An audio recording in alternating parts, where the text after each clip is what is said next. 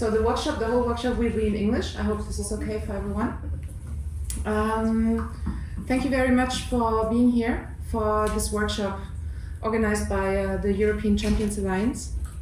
Now that we have all of the logistics settled and everyone is installed comfortably, we can start right into the discussion. So just a brief presentation about our association.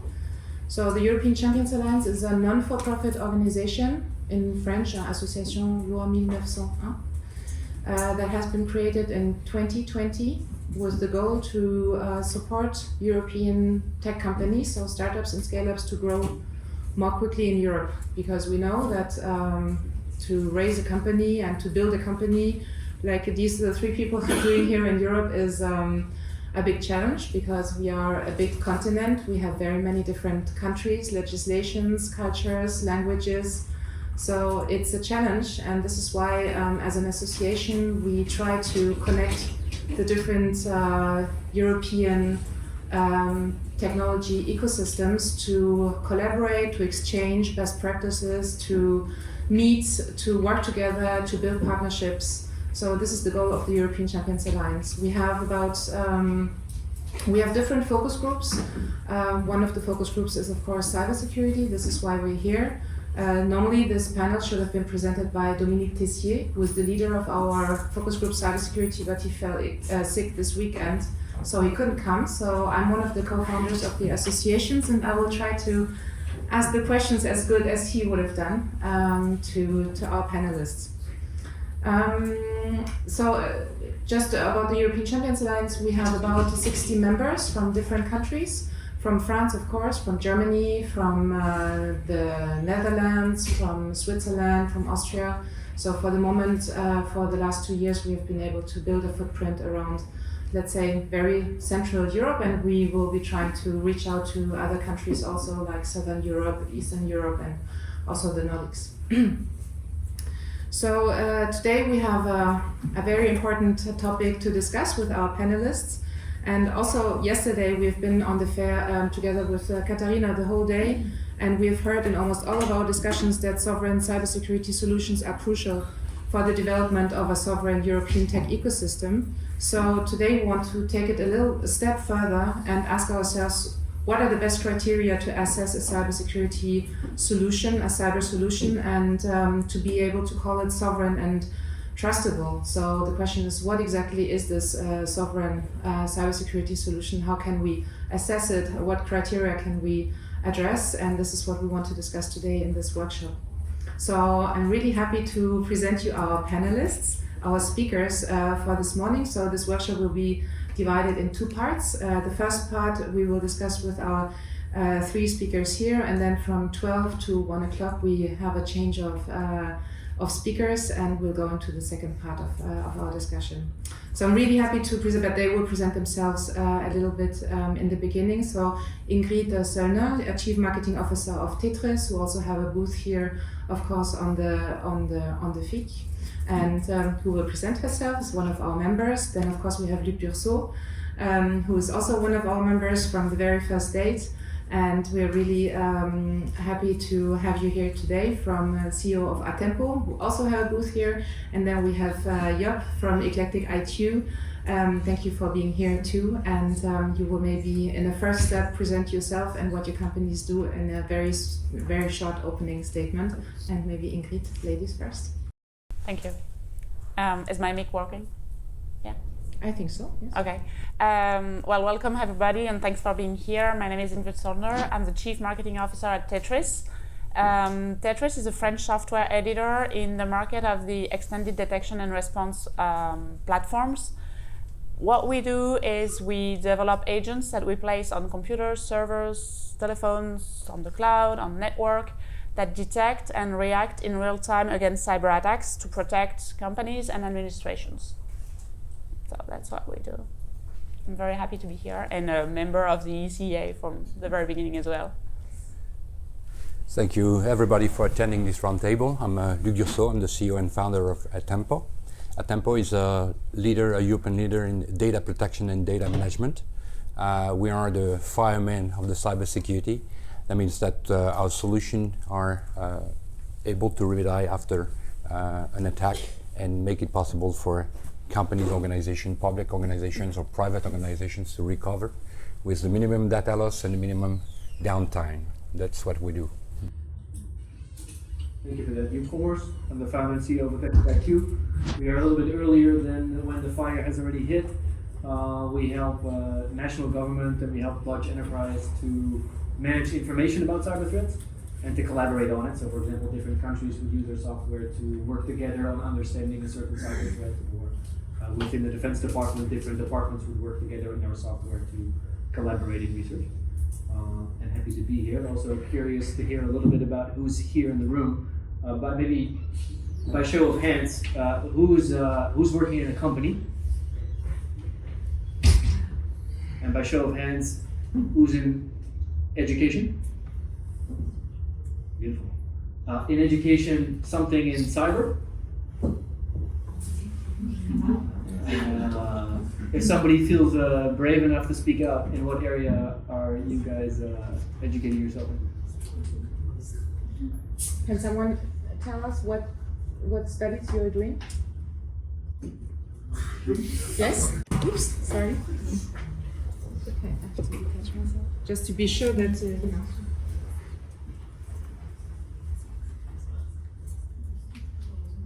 Lille, we are in ECA in Lille. We are students in class préparatoire, option scientist and commercial. We make mathematics and geopolitics. Excellent. Appreciate that. Thank you. Over to the show, to you guys. Yes, so let's jump straight into the topic, and please don't hesitate to ask questions. We have a question round after the roundtable, after the discussion, and we'll head off with a small question and answer with Ingrid and Luc, and then we also have Joep giving us his opinion, his statement about this topic. So to start with, why may an organization need a sovereign cyber solution? Ingrid. Yeah. What we think is, and I think you're going to be aligned with us, is that when you're a company, your data is one of the most critical assets, obviously with the team. And protecting your data from cyber espionage or from data leak is crucial. And the link to sovereignty is that most of the time, as you have heard, depending on extraterritorial laws, involves your data can be stored in other countries and can be accessed by other governments. So what we believe in is in the European hostage and taking a European solution in order to have to be independent from the Cloud Act and other extraterritorial laws. Yes. Luc. Well, Andrea, you know that I'm a fervent sponsor of the European sovereignty, so I welcome this question. But to be honest, I'm not quite sure that sovereignty is a matter of organization. I mean, I think sovereignty is a matter of nation and, in a certain extent, of a union, maybe European Union. So it's a matter of, for me, it makes sense to ask this question to a country or to an economic space. I'm not quite sure that an organization has an interest in sovereignty itself. I think the point is make sure that you choose a solution which guarantees the privacy and the security of your data. And that's, for me, the two main points. If it's sovereign or not, it's another question. It's a question for nation, because if you have no sovereign industry sector, you have a real problem on the data economy chessboard at the worldwide level. But that's another question. Okay. So if we understand, so the need or the not need, depending on who you're talking to, basically, for sovereign solutions, cyber solutions, or solutions of confidence, as we can also say, which are the criteria that we should satisfy, or that should satisfy a cyber solution to be qualified as sovereign? I mean, what does it actually mean to have a sovereign solution? Is it a majority of the equity of the company in European hands? Is it the location of the headquarter in Europe? Is it the data being stored in Europe? What are exactly the criteria that we can address to this question? It's a combination of all of that, probably. Well, just like you mentioned, both of you, it's a matter of trust first. Actually, it's a matter of choosing a solution in which you know that you can trust where your data is hosted. But in the question of having, for example, the funds coming from Europe, well, all of this is linked. Most of the time, if you can prove that all of your funds are from Europe and that the code is developed in Europe and that the hosting is developed in Europe, and or at least you have other criteria that you can prove that you are bringing trust to your clients, it's much easier to sell, and it should be much easier also for the client to be convinced that the solution is bringing not only security, cybersecurity, but also trust and no leak, the data is staying in Europe. And as Ingrid is pointed out, it's a difficult question. Why? Because the finance is an open market. It's a worldwide market. So when we talk about governance of different organizations, the life of an organization is a long river. So you can be sovereign at a stage, you can become American at another stage, you can become Chinese at another stage, and get back to sovereign within your history. So the timeline of organization, it's a difficult question. Make sure that you will be sovereign all over your career. So it's quite a difficult question. However, maybe we can illustrate with examples. First of all, I think governance is a real subject. Why?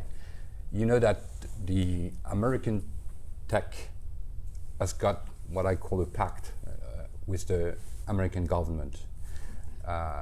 After the 2001, let's say the tech sector has had a collusion with the government, the US government, and all that had been also supported by the American laws, making it possible for the American power to read data everywhere in the world where the data is managed or supported by a tech vendor, American tech vendor. So that's the first point. So if you want a guarantee of privacy for your data, I'm not talking here about security, I'm talking about privacy. You have to make sure that the solution that you are choosing is not related or, let's say, connected, so immune to the Cloud Act. Otherwise, you have no guarantee of the privacy of the data. Because on a simple request for the public authorities in the United States, the tech vendors have to remit the data to the public powers. So privacy means the government which is not related, which is immune to the Cloud Act. That's the first point. Another example is for the security maybe. And again, it's a problem of government. Let's figure out that you have a research and development laboratory for solutions in St. Petersburg today, or everywhere in Russia today.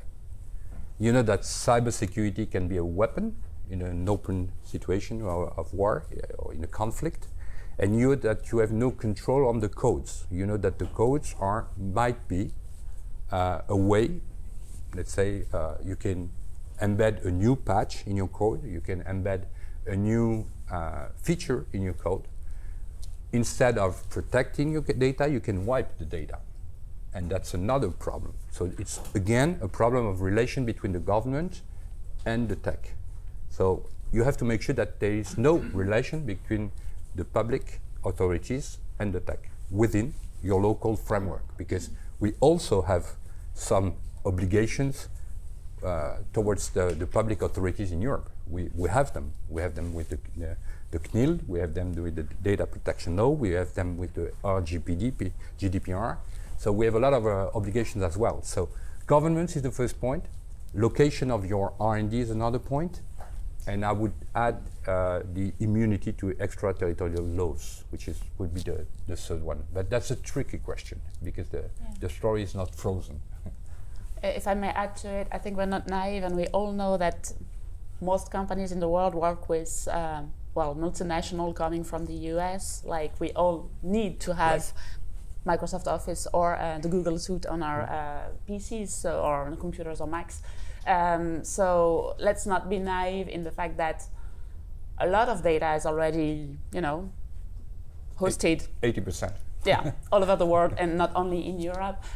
So now the place, and that's the challenge for the European cybersecurity, is that we cannot go back to, going back to European Office, whatever can be developed as such.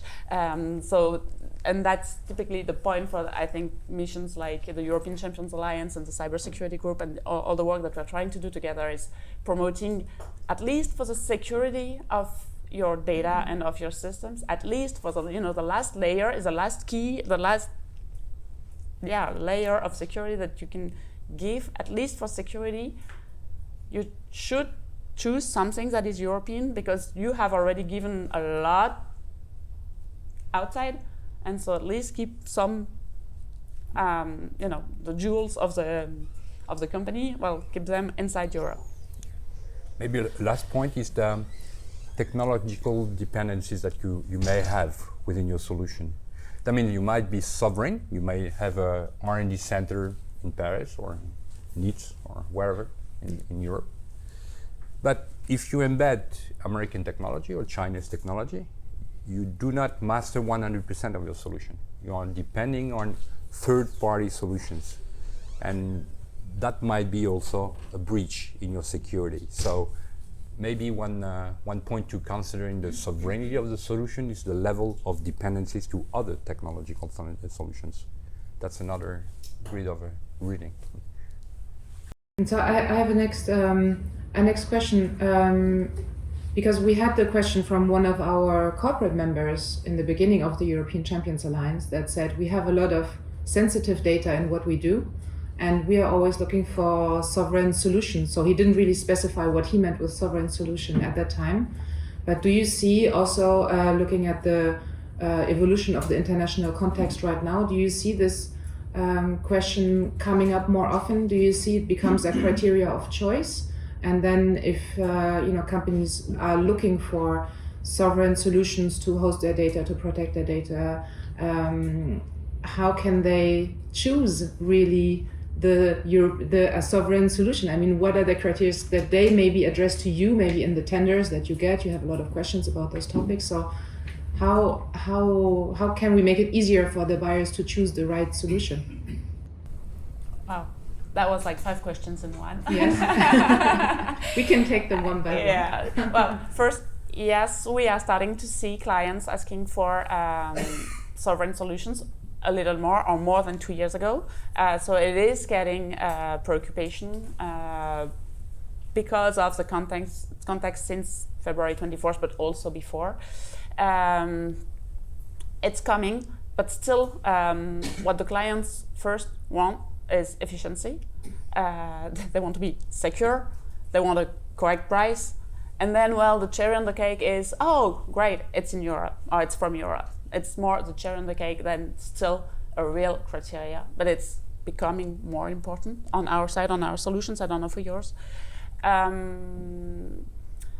How can they choose? So they're looking for efficiency. So we need to prove that we are just as, or even better, efficient, just as efficient or even better than the other solutions, which are in our market mostly coming from the US or Israel.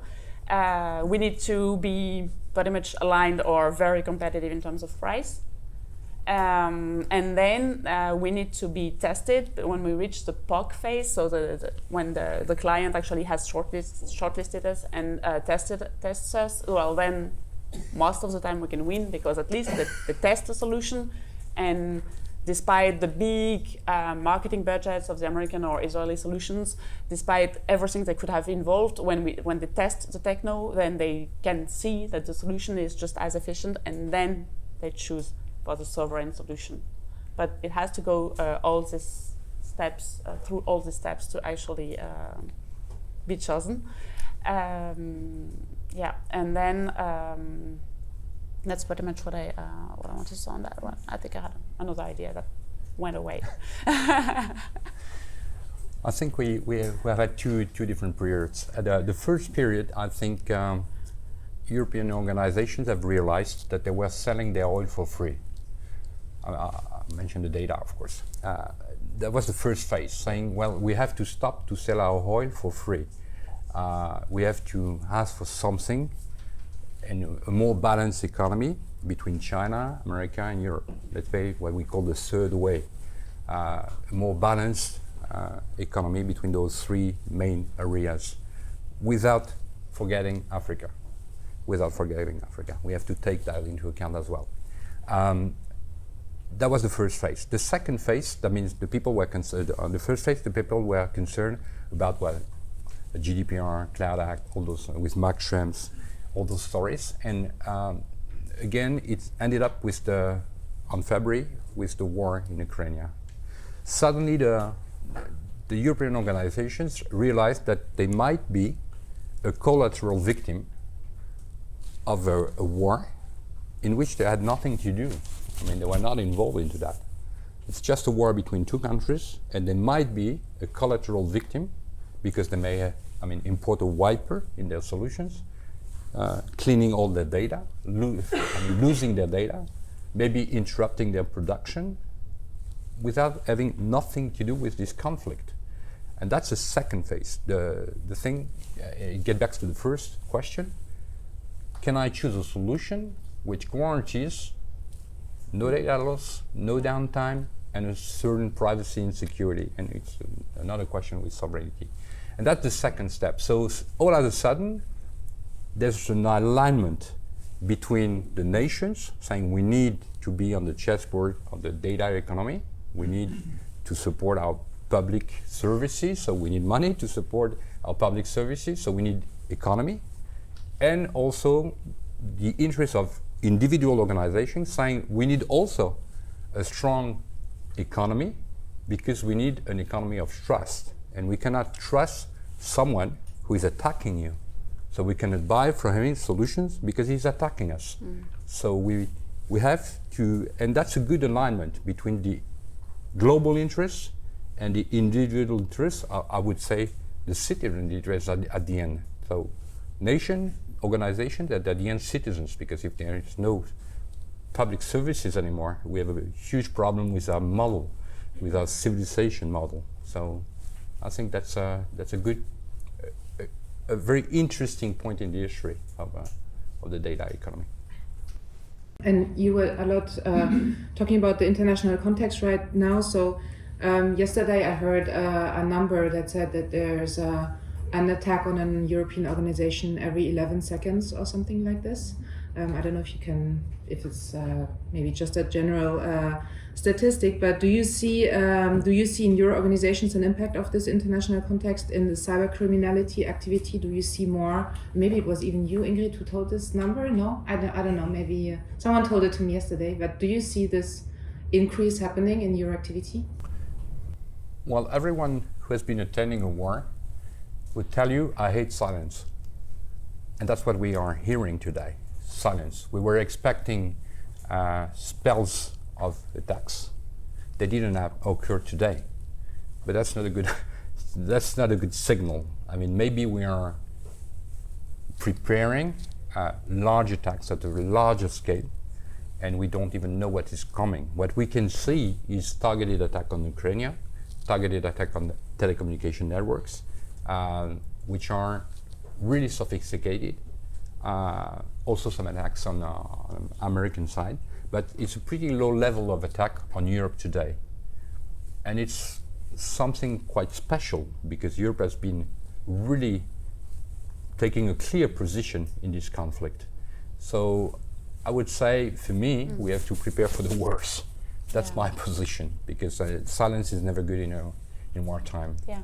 Well, when you mentioned that there are 11 companies attacked per second in Europe, I don't think I gave you this number, but it's like highly probable because anyway, there's a lot of attacks. So when you say silence, it's just because there's just about as many attacks now since February 24th, let's say, than before. So for us, it's just routine, if I may say. That's not very positive and a good word, but it's not like there has been a surge in attacks just like we could have expected, and that's exactly what you said, Luc. And that's special. And just like you said, we can expect probably more. We see the diversity of attacks also a bit evolving. These wipers that have been emerging a lot, that have been emerging and attacking Ukraine at the beginning of the war. Well, they had been prepared months before. When we analyze the code inside there, you see that actually they didn't appear on February 25th. They have been thought before, a lot before. So anyway, when you're a company, what you need to just remember is that there are just that many attacks, and that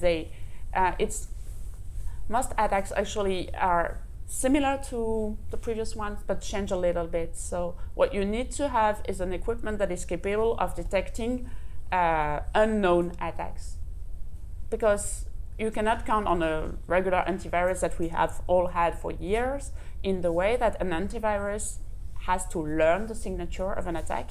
And if it's not exactly the same signature, the antivirus would not block it.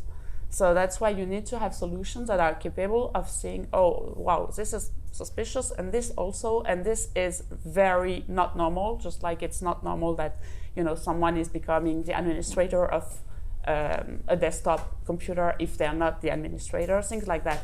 And detecting suspicious and malicious behavior in real time is really what can protect your companies from being actually a victim of all these attacks. What we have noticed is that regularly ransomware attacks, which are the bulk of the attacks that are on the market currently, they can spread to 500 machines per minute. So in a minute, you can lose 500 machines on your IT system. So if you don't have something that actually spots and blocks in real time, well, 1 minute, 2 minutes, 3 minutes, and then you have no company left. So, but that's I agree. This is stable. The international context and the last 3 months of the horrors that are happening in Ukraine did not change that much on that respect. It's funny to see how the media reacts to the loss of knowledge. And that's because we have plenty of data. Let's figure out that this library is burning. When the library is burning, everybody is complaining. When you're losing terabytes of data, nobody cares. That's true. And that's very funny. During the history, every big library that has been burning has been a drama for the civilizations. Alexandria and all those libraries we've been burning. Today we are losing petabytes of data every day. Nobody cares. And that's knowledge. That's just knowledge. Yeah, and it's jobs as well. Because when all these companies get attacked and blocked, and then they take 6 weeks to 6 months to they actually never can recover all these jobs. I mean, it's data, it's important, it's business, whatever, but it's jobs, and then it's a population that actually suffers. Right. So we're not talking that much about it, I just want to come back to, and it wasn't a prepared question, but I just want to come back to something that happened last year when we had an information coming in, I think on a Friday or a Saturday, from someone from our network who had a attack on his information systems, and it went into a mailing list where we have been part of, and so he was looking for a response, for some kind of solution to help him manage his attack. And then we answered, of course, and we said, there are so many. And he was looking. He was on the search of finding a solution, really short term, for his problem. And so we said, there are a lot of European solutions. And then a couple of minutes passed, and then 15 minutes later, he said, oh no, I found something. I looked in the Gartner quadrant, and I found someone. I'm just going to take the one at the top right, and I'm going to take this one. And we said, there are a lot of European solutions that you can also use that are as good as this one. And he said, and then he answered, and he said, oh no, I will check this one because if it's in the Gartner Parade, it must be good. So I'm sure it is, because we all know those analysts and the work that they do, which is really very high quality. But I just want to come back, because I think it's a good setting maybe to come back to this question of how do we provide some buying, let's say, criterias, and also to have the right level of communication, because yesterday we said, okay, Europeans can communicate, Americans can sell, and we don't do it in the right way because we are culturally different. We are not as, maybe not as loud as the Americans are. But how can we put this more on the forefront? Our solutions, our companies, our quality of the solutions, of our technical solutions that you can propose. So what shall we do as Europeans to make that better? I mean, we have some ideas with the European Champions events, but what is your stake on this? Well, I'm so aligned. Obviously, it's a shame that in Europe you have to look at American benchmarks to look if a solution is good for you and then pick inside that list. It's just a shame. It's not normal that you have to look at American benchmarks. Let's say Gartner or MITRE-ATT&CK or other, I don't know, Forrester or whatever benchmark that you're looking at. I've had the chance yesterday to have the European delegation coming by to our booth, and the organizer from the FIC said, what you need to do is to pitch your solutions in 5 minutes. I said, okay, I'm going to pitch my solutions in 5 minutes. And then, it was like they were going from this to this to this booth.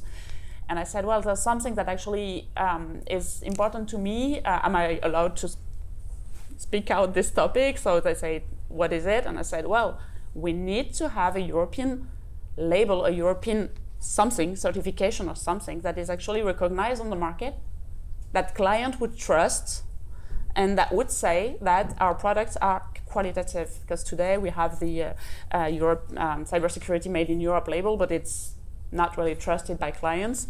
There's about the same label in Germany with Teletrust, but it's not a reference. So we need to have some kind of reference in Europe that says, well, this product has been tested, bulletproof, and it's secure, and you can take it, and and it has to be recognized by clients.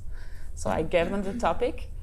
They were like, oh, you need that? And I'm like, yeah. And they said, some of them told me, do you know that ENISA is starting to work on it? And I'm like, yeah, I know that ENISA is starting to work on some such certification, but they're taking one market after one market, and they have a lot of work. So they're starting on not at all our market. So I'm gonna wait. But yeah, that's a reflection on what you were saying and the question that. I may say common sense to answer your question. McDonald's is the most famous restaurant on the planet. For me, it's not the best, but that's the most common known restaurant over the planet. Gartner, Forrester, IDCs are American analysts, American research organizations, but they are promoting the American economy. So if it's good for you, you can buy and rely on what they say.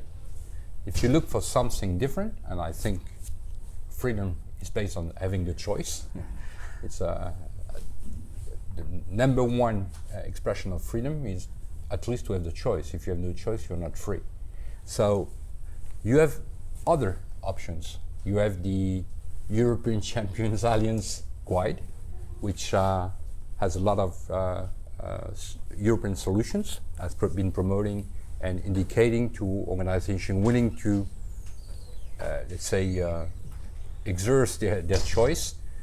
Those are European alternatives to American solutions. There is a catalog of solutions which is promoted by exhibitors in cybersecurity, which also features a lot of French solutions. You also have Solane, SOLAINN, which is another catalog, map of all European solutions. So there are a lot of sources of information. Of course, if you only eat at McDonald's, you're not free, but it's your choice. I mean, if it's okay for you, then it's fine. Okay, thank you very much. I think it's a good it's a good view on this, and we have talked about this a lot at the European Champions Alliance, and maybe we can discuss with the people that you discussed with Ingrid and put something, I don't know, let's see, let's try to find them and to push and to discuss with them. So I would like to give, because we have prepared this roundtable to work like this, that we have some input from Ingrid and from Luc, and that we have Joep from Eclectic IQ who can give us his view and maybe comment and complement on what has been said on the different questions. And I know you've been preparing this a little bit with Dominique, so I would like to have your view on those topics. Appreciate it.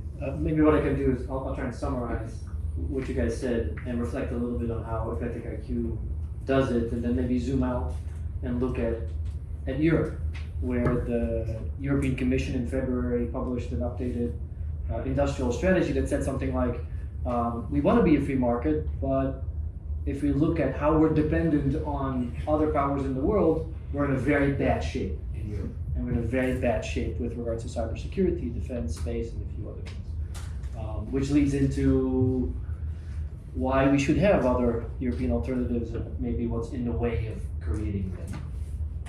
But if I summarize perhaps what you both are saying, I think it started with something like showing color. We are aligned to the values of Europe, something like that. And because we're aligned with the values of Europe, we want to follow those laws, and we want to be sovereign in our ability to not be subject to other powers but the values we're aligned to. And that means we want to host in that region, we want to be having our data subject to the laws of the regions we operate in or our values aligned to, not the extra territorial places where we otherwise would be applicable to. And we have to take into account the technical dependencies in our software, that we might be European and our shareholders might be and our employees might be, etc. But if we use libraries out of, let's say, the United States, then it might still be somewhat different. Hope I characterized that well. And then there's kind of an understanding of, yes, having shareholders from Europe, having governance structures from Europe definitely helps in that. And we see buyers more and more ask for European solutions because of that. And certification to enforce, to some extent, quality assurance, but also to enforce perhaps buying from Europe would be a great benefit for that. And then I think, to nobody's surprise, threats are prevalent. Things that we know about and things that we do not know about. If I reflect on Eclectic IQ, so we service national intelligence, national defense, national cybersecurity centers, large organizations that have oftentimes this question. We want a solution that is sovereign, and to some extent what they also mean is that allows them to be sovereign, which is why our solutions can be deployed on-premise, so that they can have full control over how they operate it, in what jurisdictions they operate it, under what conditions they operate it, and we have to make sure that the software we use underneath is not dependent in a supply chain that is subject to laws not aligned with the values that we choose to align ourselves with. But we make one giant exception, which is the people that work at Eclectic IQ. So we decided that yes, there's risk in having people from all nationalities in the world work for our company, because at some degree their families and to some degree their assets are subject to pressure from forces outside of Europe. But do I really want to live in a world where I don't have people all over the world working around me? And is that perhaps not creating more tension in the world than the opposite of that? So we chose very purposefully, that no, we will continue to not be sovereign in that regard, because that would make the world a much better place to live in, even though it might deteriorate somewhat the situation of risk that we face as a company. Beyond that, of course, we have European shareholders, French shareholders. We align with these values. We host in Europe, much to the criteria that were mentioned here. But maybe we can zoom out a little bit. So, and maybe underlining also the threat part of that. So I want to remind all of us that a few years ago, we found the United Kingdom was listening in through the Belgian telecom system with the Belgian Parliament and the European Commission. And that we found little microphones in the European Commission building installed by the Americans. And this is not to bash our alliances, but this is just to underline, it isn't just the pride, I think, of the European and its desire to be not so dependent, but it's also critical that we do, because we clearly aren't.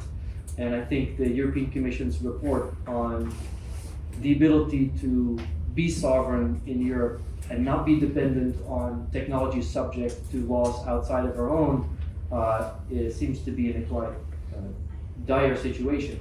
And we were doing some of our own research there, and we looked at European cybersecurity companies over the last 10 years, and who did we sell our European cybersecurity companies to in the world? 66% of all European cybersecurity companies were sold to United Kingdom or United States companies, which leaves about 35% of companies staying in Europe. And if I deduct from that smaller companies that are not so critical to our region, and I deduct from that some of the service-oriented companies or companies that go into defense contractors, we're left with about 3% of companies. 3% of European cybersecurity companies buy each other to become bigger players that can, again, eat, quote unquote, smaller companies in Europe and become champions of cybersecurity and representatives of proper competition against the United States or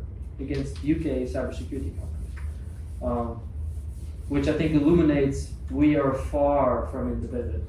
And although we've made strides in funding cybersecurity companies better over the last years, there's been the emergence of new cyber-focused investment funds like ACU, Ace Capital, for example, here in France. It's accelerated the rate at which we innovate technologies into the United States and into the United Kingdom.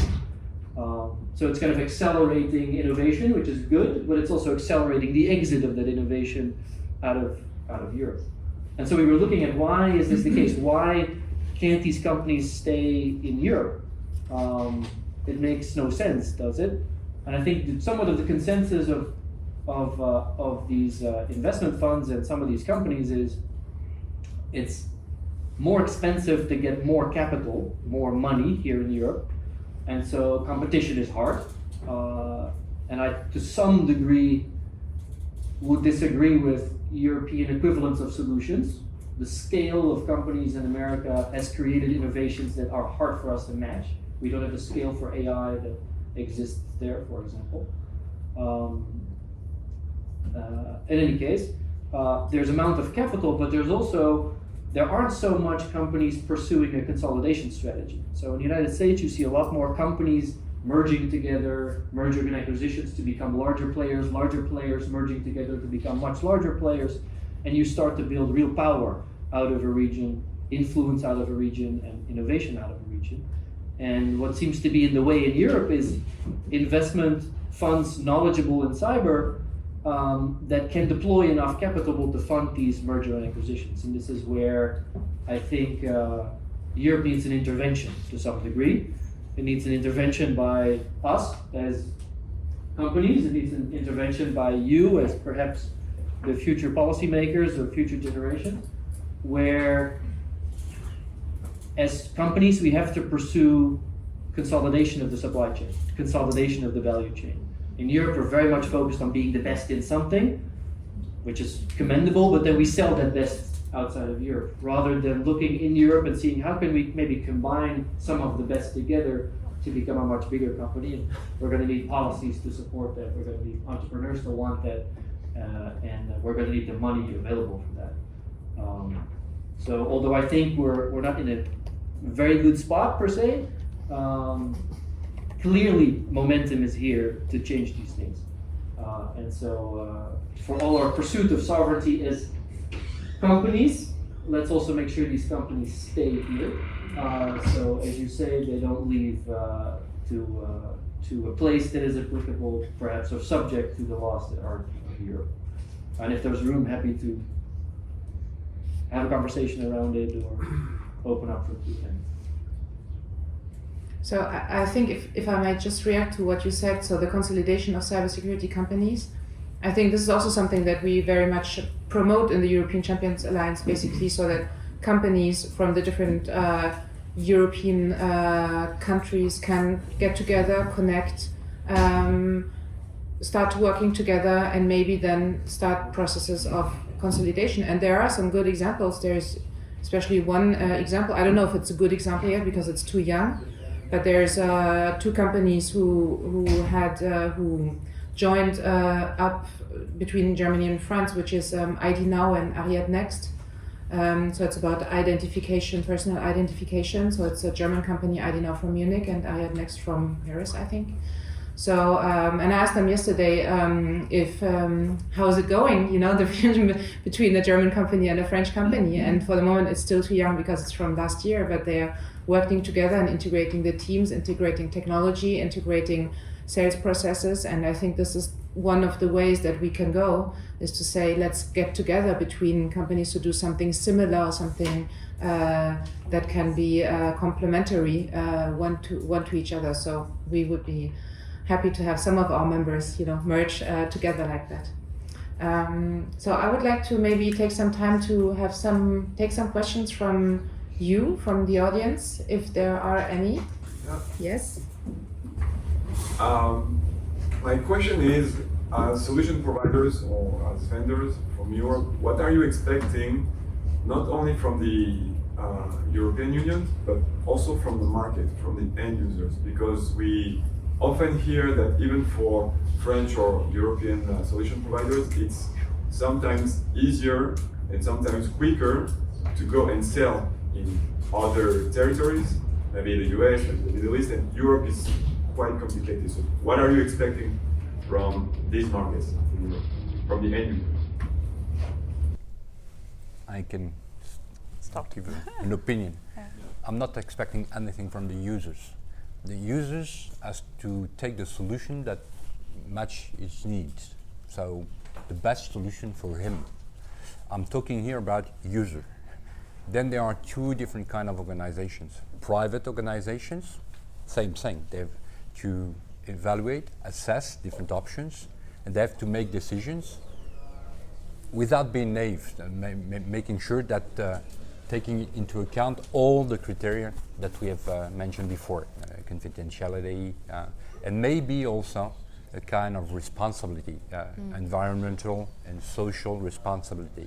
You cannot stay alone and say, I'm doing my own way, and whatever the impact is on the social and environment. So, but then we have the public sector, and that's another question, because the public sector is financed by the taxes. 50% of the taxes comes from the economy. If you have no economy, you have no public services anymore. So what we can expect from the public sector, as it works everywhere in the world, in China, in the United States, is that money that we pay in tax as an organization, your money that you pay in tax does not go to outside, and maybe competitors. So we can expect from the public services to buy first European and sovereign solutions. That's a virtuous cycle of the money. If not, we pay tax and we build giant in the United States or China. That's absolutely stupid. That's true. I've had the chance to meet someone at BPI and all these institutions that can actually give out subsidiaries to us. And basically what he was saying is, we've got money, so what kind of subsidiary do you want? And I'm like, I just want to sell. I want a turnover. I want to give you an invoice, and I want you to buy my product. I don't want a subsidiary. I don't want allocation. I don't want subvention. I want to sell. So, and I say it from the public sector or private sector, whatever. But we need to create jobs and to create long-term jobs and to make the economy live. And that doesn't come from subvention and allocation and whatever. So what you are saying is buying responsibly. Obviously, the companies and the public sector, they want to be safe first, just like we said before, and not pay too much, just like we said before. okay? But then once these two criteria are respected, well, just think that when you buy, but just like when you buy a toy for your kid, when you buy it from the other side of the planet, when it has to take the plane and it's been built by you don't know who, and the job has been created at the other side of the planet. It's just like exactly the same thing in corporate buying. Buying responsibly actually creates all the economic activity of our countries here also.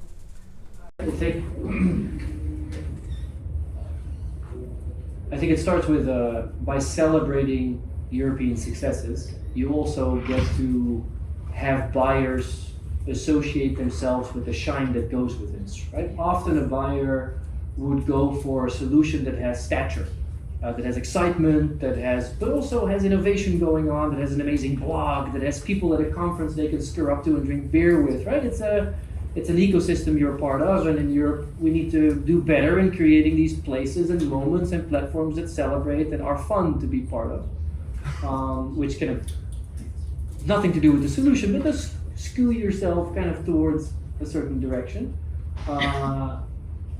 And it is true, I think, that some European solutions are not ready to compete at the same level, but that doesn't mean we can't positively discriminate to make sure they get there. It's a timing thing. It's not, they will be as good, they just take 2 years longer, and that's okay. Hop on the train, trust in the roadmap, and we'll get there kind of together. And I think some acceptance and sensitivity towards that is helpful. With regard to your question on the European Commission, we need to break the cycle that we were just talking about. And that needs intervention, that needs money, and that needs allocation of that money towards this purpose. And without it, this is not going to change. Then, I wouldn't be shameful of the European solutions, and I would not... Not at all. No, and I would not per se assume that solutions from elsewhere are better. I don't know, I guess you've had other lives before Eclectic IQ, and you did as well. Remember implementing American solutions for some other, other topics, other words, also another time. And you very well know that you call the solution provider and you say, well, you had told me that this feature was actually available. And then, once you have signed, they say, yeah, well, it's on the roadmap and you're going to have it in 2 months. And that happens just as much with American solutions as others. So it's just overselling happens, and we can be proud of our solutions, and they are actually very well doing the job. And we are closer to the clients most of the time than other zones. And maybe to clarify again, no one within the European Champions Alliance, within the digital sector in Europe, is dreaming of a closed Europe. No one. Absolutely not. No. Most of those people are entrepreneurs. They dream at the worldwide level. So they do not dream of a closed Europe. They don't dream of that. But again, it's a question of freedom. And freedom is a matter of balance. So we just want people outside Europe to depend as much on European solutions as we depend on their solutions. And if there is an unstable situation, it's the beginning of, I think, of a serial of problems.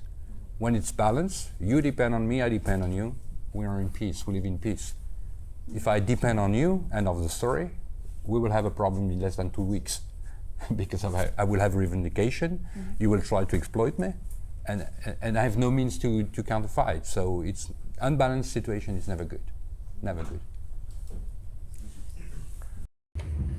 Do we have another question? We're still waiting for 2 speakers, so we have some more time, because we'll have a second part of this workshop with Eric Sanger, VP International of CISOs and Group CISO of Schneider Electric, who we are waiting for. Fabien Guigny, who is already here, in charge of the development of content and the workshops at the Campus Cyber, and also Mathieu Bailly, Head of Space Affairs at CISEC. So they will be joining us in a couple of minutes. So until then, please go ahead. You talked about independence, key independencies, and the fact that companies already chosen some American solutions in there. not afraid, not scared, but maybe reluctant to go for European ones based on maturity that might not be there yet. And the question is it also because companies are not aware about the risks that European solutions are coming with due to maturity that was not yet there? Because I know that big companies that have chosen the American solution already accepted the risks that the American solution represented because of the cloud act and anything around it. If you're talking European, is this just a matter of we are not good enough at explaining what is the potential risk in Europe? Personally, I don't think it has anything to do with maturity of product. It's really not a fun thing to say, but it's how we dress up the product. We're not good at selling. Part of it is amount of money you can dress up your solution with and shine and dance, and part of it is just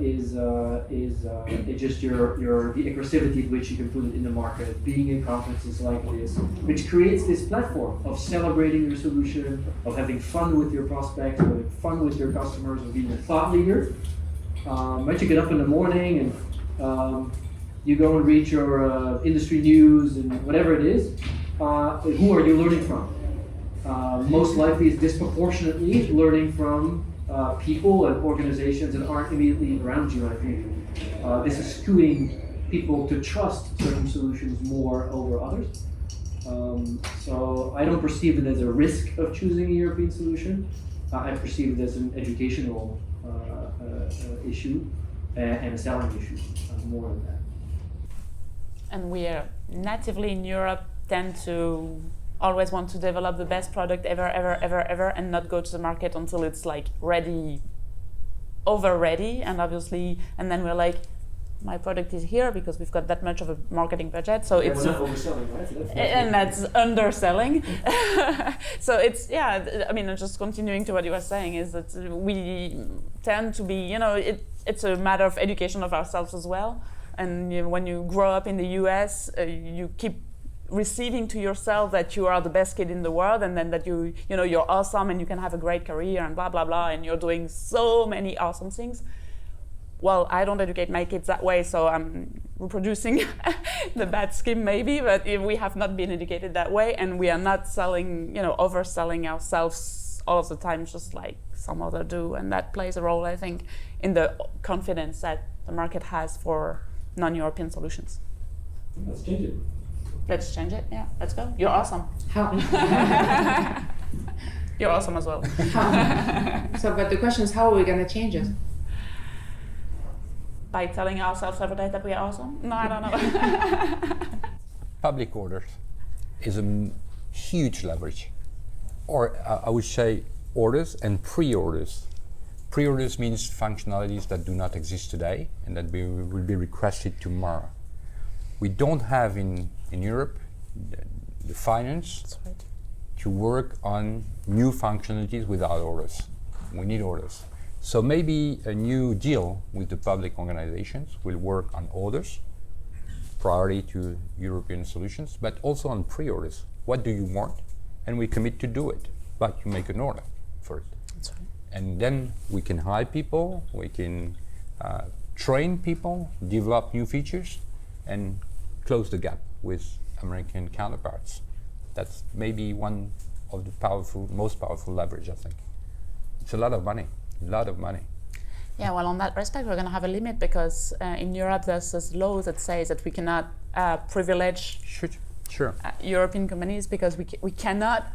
But that's just all, I know all the others, like the US does it, China does it, and say just buy like 25% of everything you buy in the US has to come from, when you're a public organization, has to come from the US. And we in Europe have not decided to allow this, so. Question of vision. So I think it's a question of vision. To get back to what has been said before, it's going to be a long battle. We're very far from achieving a sovereignty. I agree with that, but on the other hand, I would have to have a message for the youngest in the room here.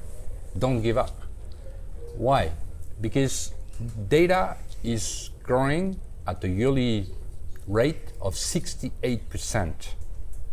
That means that if you give up today, it's like giving up on a marathon after the first mile just because you had a bad start.